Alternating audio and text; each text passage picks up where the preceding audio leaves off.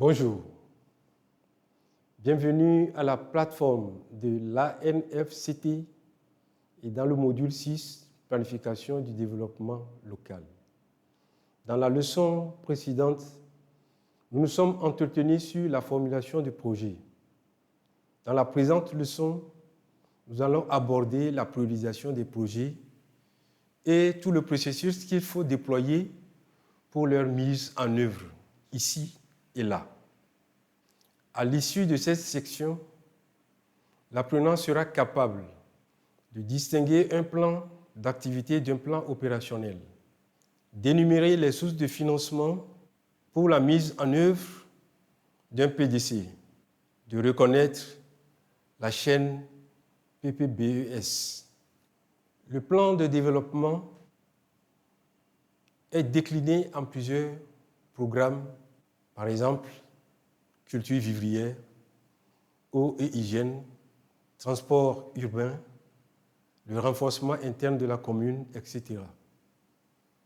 Tous les projets ou programmes ne peuvent pas être exécutés à la fois, d'où la nécessité d'une priorisation sur la base de critères bien définis. Il y a deux logiques de la priorisation, de la mise en œuvre des projets. La logique temporelle et la logique spatiale. La priorisation par la logique temporelle est très fondamentale.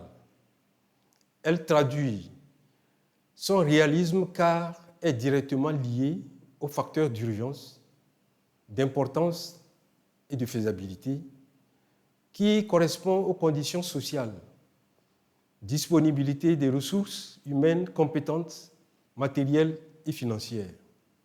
Il est question de savoir quel est le projet à exécuter dans le temps, l'un après l'autre, et en fonction des critères établis. Comment faire la priorisation par la logique temporelle?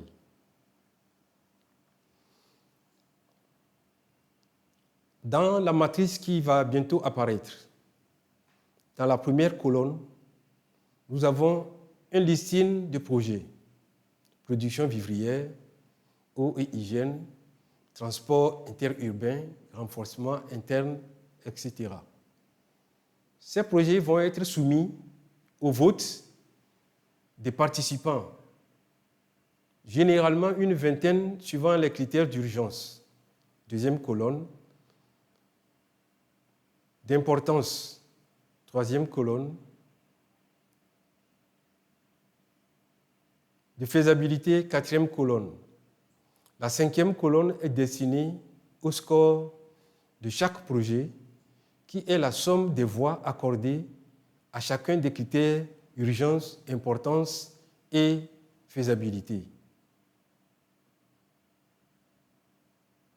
C'est ainsi que la production vivrière obtient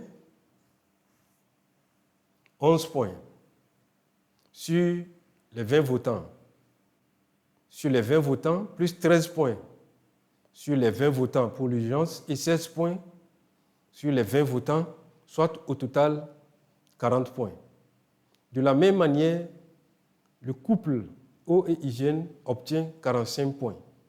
Transport urbain, 42 points. Renforcement des capacités, 48 points. Dans le classement, voir la colonne des rangs, la dernière colonne. L'agriculture occupe la 4e place. Eau et hygiène, la 2e place. Transport, la 3e place. Renforcement interne, la 4e place. Cela signifie qu'en fonction de l'urgence, de l'importance et de la faisabilité, le projet renforcement interne de la commune doit être la première à être mise en œuvre. Eau et hygiène, la 2e, transport, la 3e, et agriculture ou production vivrière, la 4e. Considérons la commune Yoton 1 et ses 4 cantons, à savoir Kouvé, Tablibo, Amoussime et Kinikondi. La priorisation selon la logique spatiale est celle qui se focalise sur les localisations des bénéficiaires des différents projets à mener.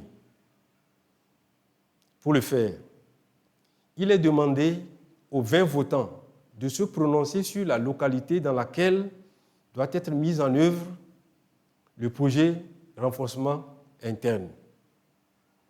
Tous les participants ont voté pour Tabubo, où se trouve le bureau de la mairie, et ainsi de suite. Et c'est ainsi que Couvé obtient 17 voix pour le projet eau et hygiène à Moussimé, 16 voix pour la production vivrière, Kini-Kondi, 16 voix pour la production vivrière, et encore 15 voix pour le projet transport interurbain à Tabubo. Voilà de quelle manière se fait la priorisation. D'abord dans la logique temporelle, puis dans la logique spatiale. Nous allons aborder le plan d'activité. Il est conseillé de faire le plan d'activité et le plan opérationnel dans Excel. Pour expliquer la confection du plan d'activité, nous allons nous appuyer sur le projet eau et hygiène. Prenons l'une des activités de ce projet qui est le recrutement de l'équipe, de mise en place du projet. Cette activité est décomposée en tâches. Nous allons les lire dans la colonne 2. Il s'agit de la rédaction des descriptions des postes, de la diffusion des offres d'emploi, de la réception et tri des candidatures, de l'organisation et conduite des entretiens d'embauche et la sélection des candidats les plus qualifiés. En face de chaque tâche se trouve son responsable, colonne 3, et le délai de réalisation de la tâche dans la colonne 4. Toutes les activités du projet vont être ainsi déclinées pour constituer le plan d'activité. Pour construire le plan opérationnel, il suffit d'ajouter à la matrice une 5e colonne, la colonne du coût de chaque tâche. Cela doit se faire pour toutes les activités.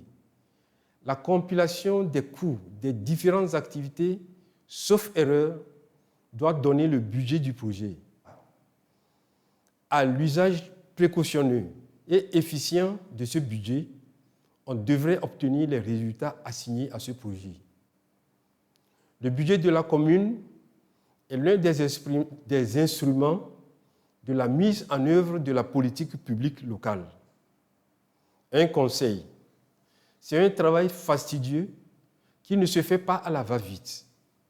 Chaque tâche qui est occultée l'est avec son coût et cela peut donc affecter dangereusement l'exactitude du budget. Si le projet doit durer 3 ans, par exemple, le plan opérationnel doit s'établir sur les 3 ans.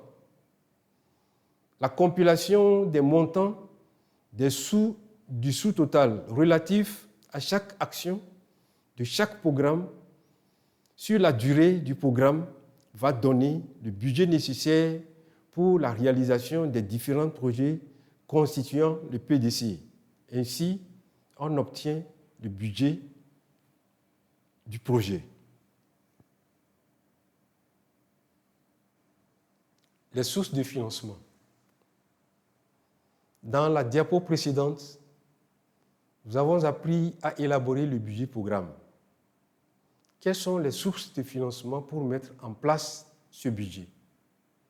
Pour les collectivités territoriales, il y a 3 sources. Les ressources propres, les fonds provenant de l'État et les ressources extérieures. Les ressources propres sont les plus importantes de la collectivité territoriale. La décentralisation est réelle, si la collectivité est véritablement maîtresse de ses finances, nous disent Godmet et Molinier. La baisse sans cesse du financement des partenaires financiers nous amène à redoubler d'efforts pour élargir davantage l'assiette fiscale de la commune pour ce qui est des ressources propres. Et en ce qui concerne les recettes fiscales et parafiscales, la stratégie consiste à faire évaluer l'assiette fiscale et à améliorer le recouvrement. Les ressources propres étant censées être les plus importantes pour élargir l'assiette fiscale, la commune doit promouvoir et favoriser le développement de l'agriculture familiale et son industrialisation. L'agriculture étant considérée dans tous les documents de stratégie de notre pays comme le secteur le plus pourvoyeur d'emplois. Les fonds provenant de l'État. Les modalités de transfert de ce fonds sont prévues par le décret numéro 2019-130/PR relatif à l'organisation et au fonctionnement du Fonds d'appui aux collectivités territoriales FACT. Les fonds provenant de l'État sont constitués par les subventions, les dotations et les concours transférés par l'État conformément à la loi des finances pour chaque année d'exercice budgétaire au bénéfice de chaque collectivité territoriale par un système de péréquation en fonction des écarts de richesse et des inégalités d'une commune à l'autre. Les ressources extérieures. Il s'agit des ressources mobilisées auprès des partenaires techniques et financiers autres que ceux de l'État, surtout par la coopération décentralisée. Il serait souhaitable que le conseil municipal suscite la mise à disposition par des opérateurs économiques et par les individus de fonds de concours. Il doit développer des mécanismes de mobilisation des ressources extérieures, notamment à travers le jumelage et les fonds bilatéraux et multilatéraux de coopération décentralisée. La planification du développement des collectivités territoriales se fait suivant l'approche planification, programmation, budgétisation, exécution, suivi et évaluation, appelée la chaîne PPBS. L'articulation de la planification des collectivités territoriales avec la chaîne PPBS est résumée dans le schéma ci-après. D'abord, la planification. Il y a la planification du développement communal, le projet et programme communal d'investissement public appelé PCIP, la budgétisation, budget-programme communal, l'exécution, le plan de travail et budget communal, PTBAC, suivi et évaluation, rapport de suivi du PTBAC et le rapport communal de performance.